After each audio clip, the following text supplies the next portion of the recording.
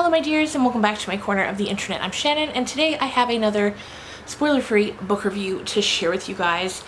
Today we're talking about How to Make a Horror Movie and Survive by Craig DiLouie. This is my first book from this author, but I remember either last year or the year before hearing a lot about his last book, which was called Episode 13, and I know a lot of people really liked it, so when I saw this one on NetGalley, I grabbed it because I was excited to see what this author's all about. So normally I film at night where I can control the lighting, but this is my only time today to film and the sun is beaming in. Anyway, let's just get on into it. So this is the story of Max and, well, also Sally, but Max is he's a film director. He's a horror film director. It's the late 80s. The book opens with the premiere to his latest movie, and it's the third in a series franchise called Jack the Knife, and he's at the premiere, and the thing about Max is he wants desperately to create a truly horrifying movie-going experience. He knows with this franchise he hasn't done that, especially with the last one. His producer friend had like a lot of say in the final cut of the movie. And when he's in the theater watching it with everyone, he's noticing a lot of people are like laughing, like they're finding it campy and funny in that way that horror, especially slasher horror, can sometimes walk the line on. And he's really upset about that. And he decides that his next movie is going to be his, like, magnum opus. It's going to be his one true horror that he wants to put out into the world that's going to scare everyone so bad. Meanwhile, so we're going back and forth between Max's point of view and then this girl named Sally. And she's an actress. She's gotten small parts here and there, but she really wants to be a final girl in a film. And she meets Max at the party later that night for the premiere of this movie. And they kind of hit it off because they got some similar feelings about horror. And she says something to him along the lines of like, the only way that horror can be truly terrifying is for it to be real.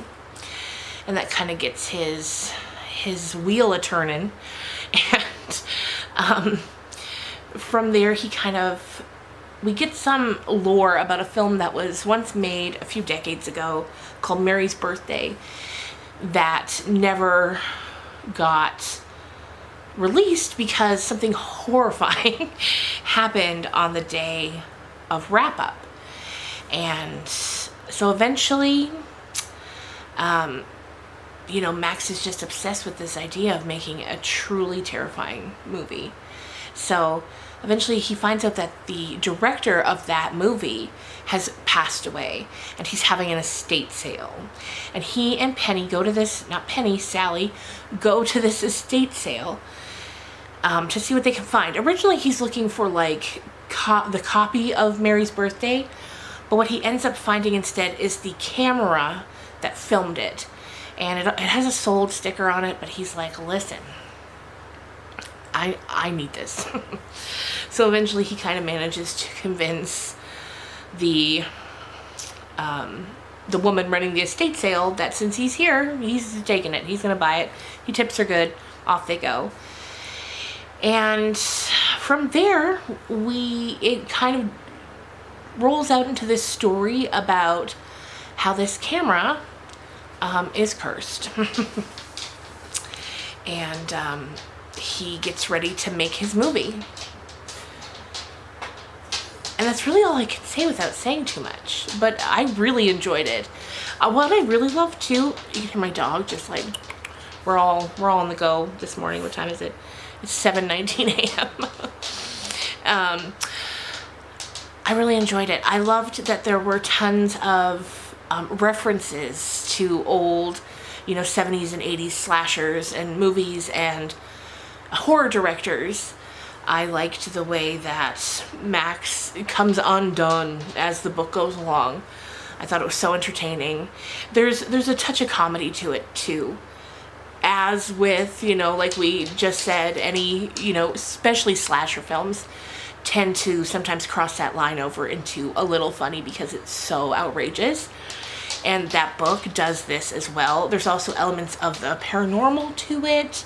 So you've got a cursed camera, a crazed director, this girl who will do anything to be a final girl in a horror film, the paranormal, there's ghosts, and I just thought it was great. I thought it was great. I had a lot of fun reading it and would definitely recommend. And if you've read episode 13, or I don't know if Craig DiLouie has any other books, I haven't looked too far into it yet, but let me know what you'd recommend. And if you liked episode 13, Trixie,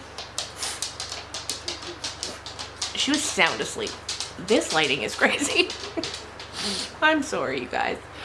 But maybe it'll add to the atmosphere of talking about a spooky book. Maybe.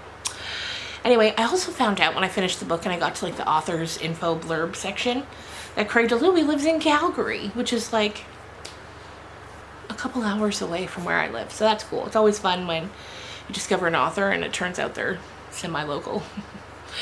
Anyway, yes, let me know what Craig DiLouie books you liked, and if you plan on reading this one. It comes out, I believe, June 18th. I'll leave the actual date if that's not the correct one. But yeah, especially if you love horror movies, slasher horror movies, definitely check this one out. Anyway, that's going to do it for me for today. But I hope you guys had a great, or are having a great day, and have a great weekend. It's Friday as I'm filming this. This evening I'm going over to my friend's house to dog sit for her for a few nights. So that'll be kind of fun to kind of get out, get away, change the scenery for a couple nights. And yeah, maybe I'll vlog one there. Maybe I'll do a reading vlog. We'll see. Anyway, hopefully the lighting's better. Now it's like darkness in a spotlight. Bye guys.